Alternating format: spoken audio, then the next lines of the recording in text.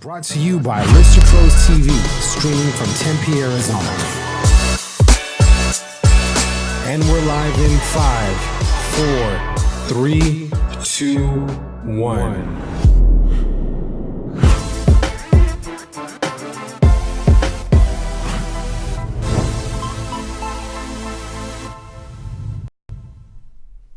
Good afternoon, Facebook. Jordan Nielsen here, host of Real Estate Pros on Lister Pros TV.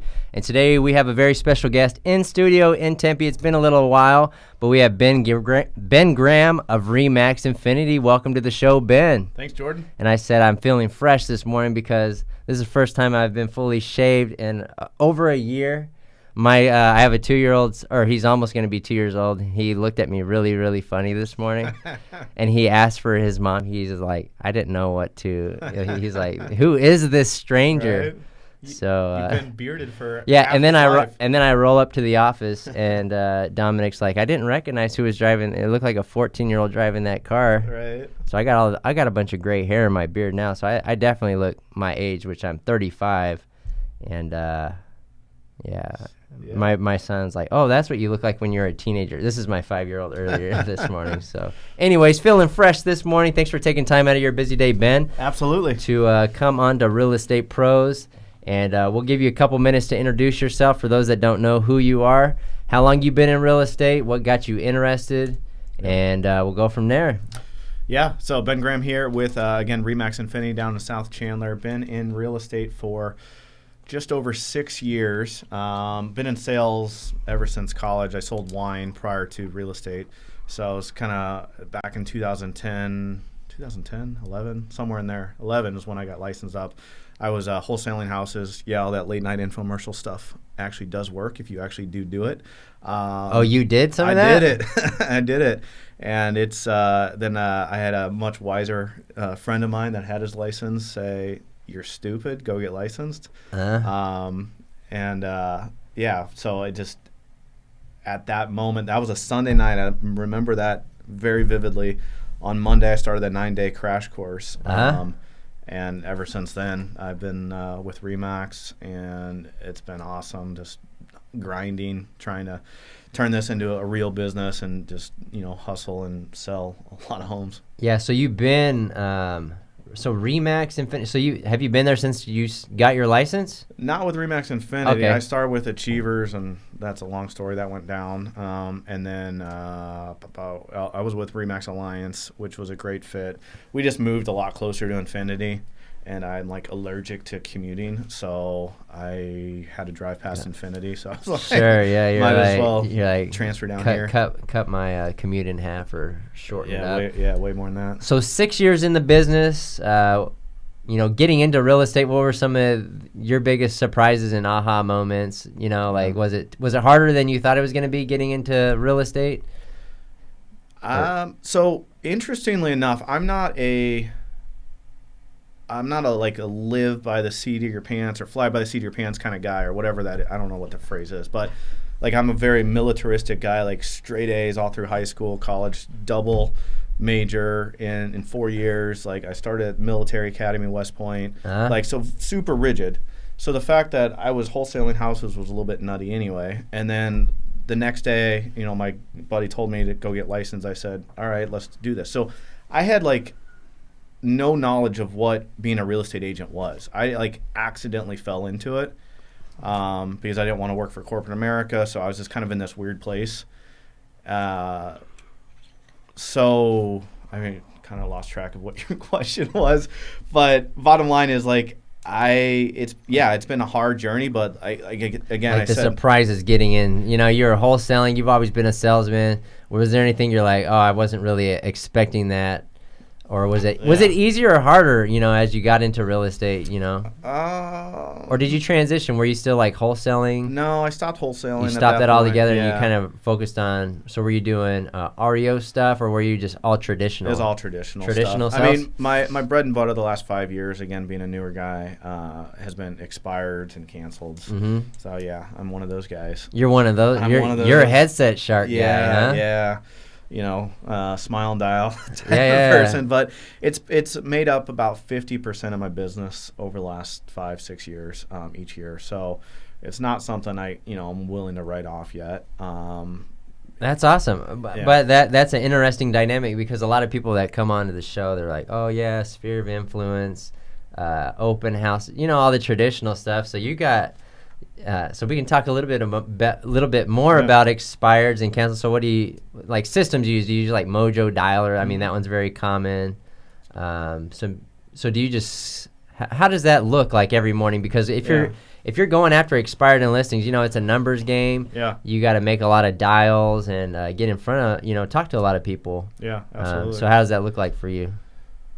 So right now I'm using LandVoice as my data provider. Uh-huh. So I download the CSV file from LandVoice, upload it to Mojo, which is a triple line dialer.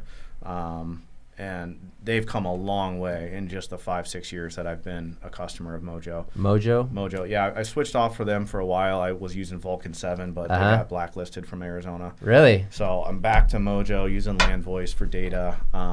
And yeah, it's one of those things, like, it's it's kind of like a speed to lead thing for, like, I'm sure a lot of agents are using Zillow and Trulia and all that. That's not for me. I'm not that kind of, but when I say speed to lead, I'm talking about, like, you got to get to them first thing in the morning. Right. Because they're going to have 20 to, say, 100. I have no idea how many agents are actually calling these people.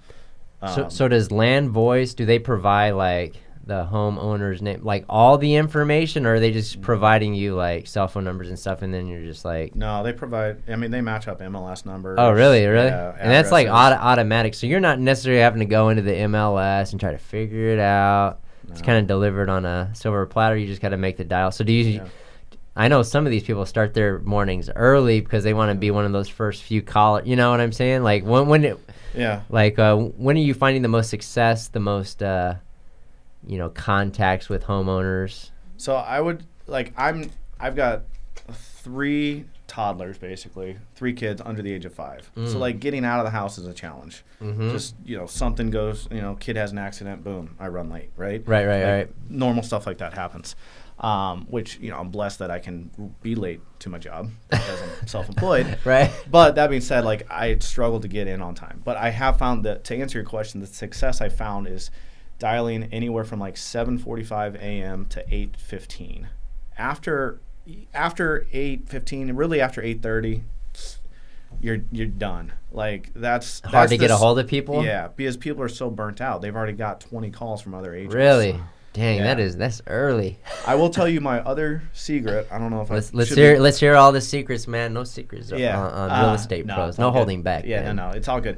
There's enough business for everybody. I'm absolutely. a firm believer, and there's 90,000 transactions a year. Like, the biggest person, Brian Barra of them all has like 1%. Right. Like, and there's enough out there. So that being said, is old expireds.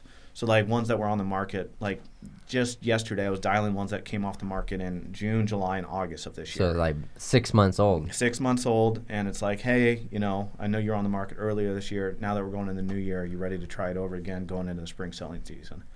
So it's like that they're less hostile, like, they're less intimidated, frustrated. It's like, equate it to, like, getting, stood up on prom night. Like, these people thought their home was going to sell, and it didn't. So now you've got 20 agents, guys, gals, calling them like, dude, what happened? With all their scripts and whatever. So if you can kind of let that simmer down and let people calm down 6 months, a year later, like, that's where I've probably sold more old expireds than stuff that hit fresh off the market. Really? Yesterday, yeah. Yeah, because probably there's so many. Do you see that? You probably get that a lot. You're the 30th person that has called me this morning. Mm-hmm.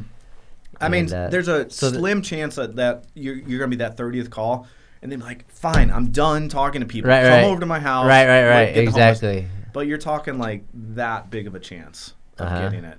I'd rather, like, actually have what happened 6 months ago, let them, let the dust settle. Yeah, and at that point, there's not a bunch of people calling all the time. Right. I mean, maybe there is a lot of people that call 6 months old. So primarily, are you looking 6 months back and reaching out, or do you do what percent of your calls are ones that just expired and just canceled versus, like, the older ones? So here's my process is I start off with the fresh ones, like yesterday's.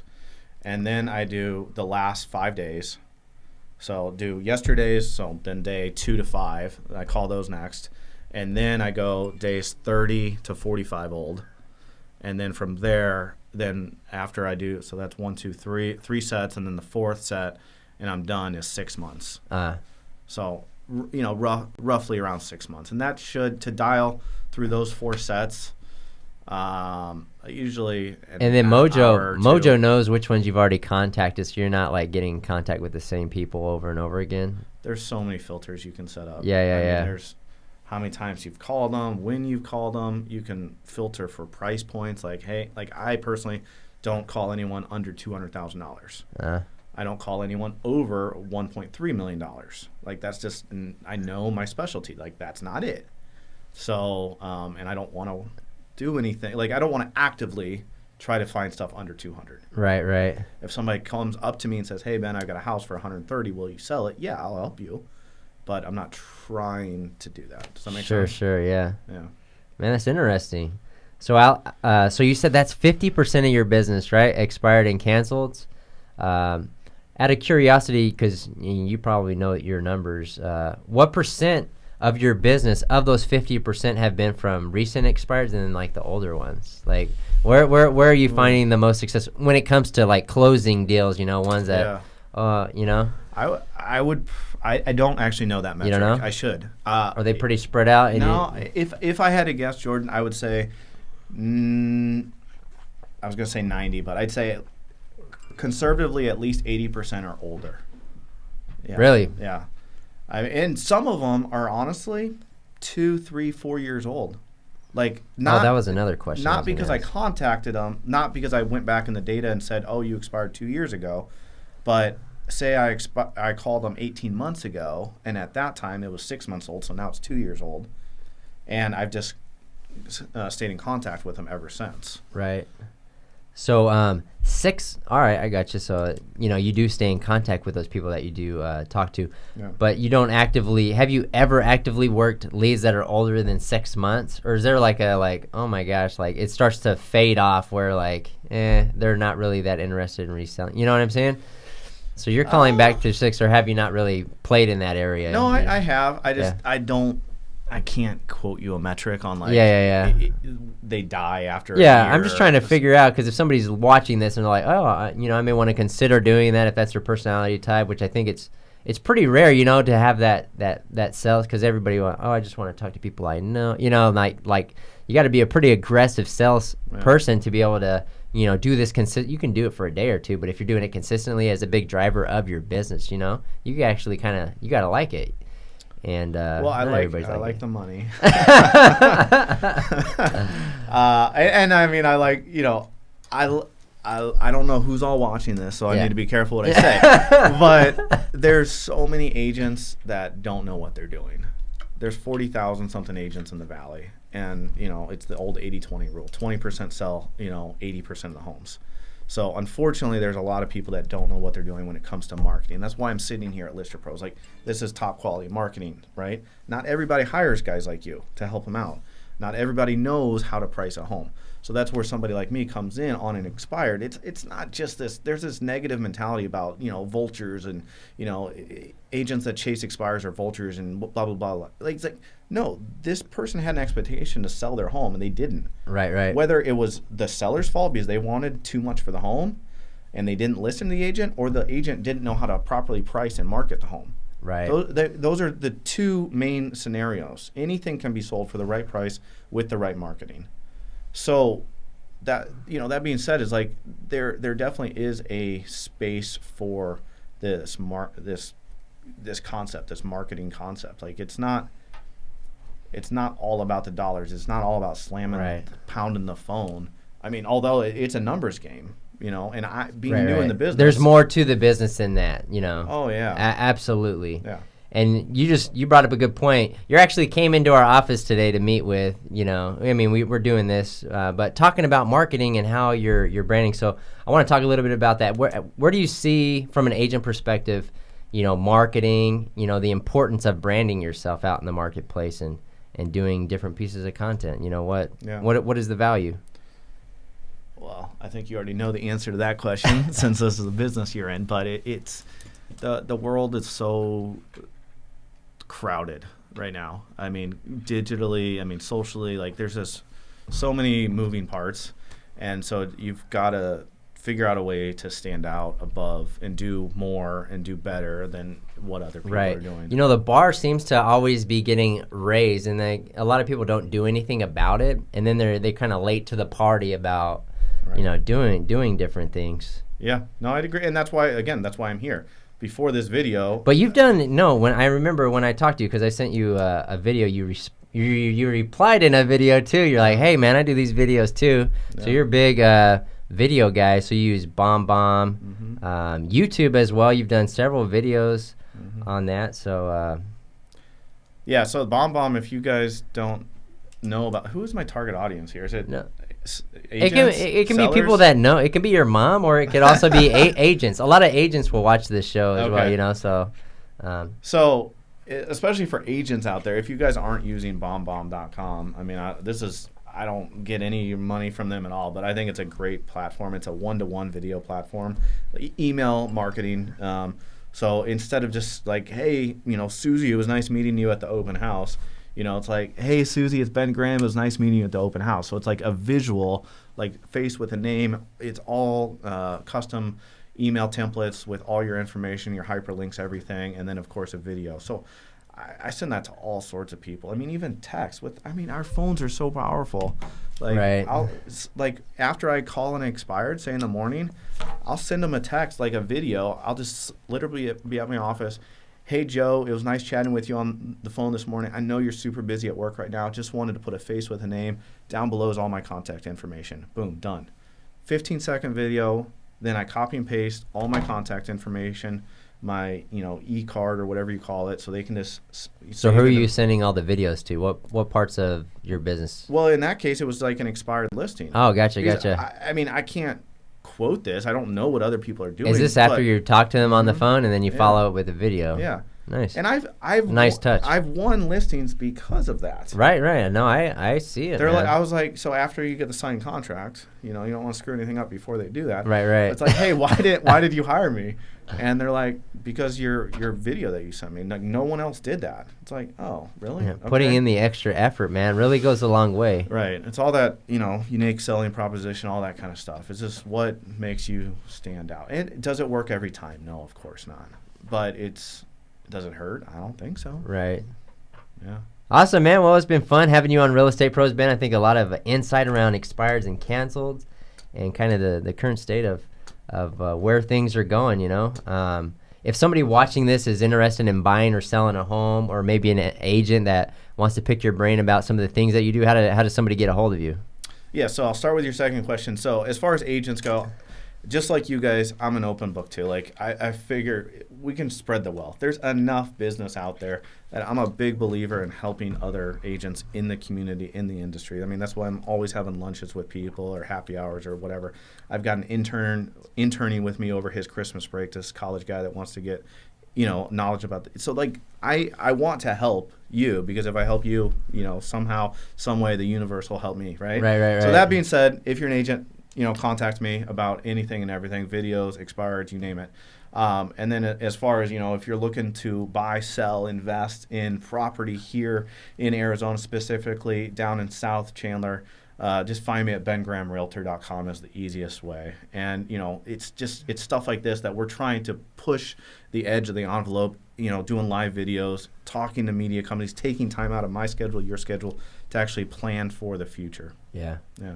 Awesome. Well, thanks again for coming on to Real Estate Pros. Yeah. And we will see you guys on the next episode. For more information on hosting your own Facebook live show just like this one, message Lister Pros directly on Facebook, and we will see you guys on the next episode.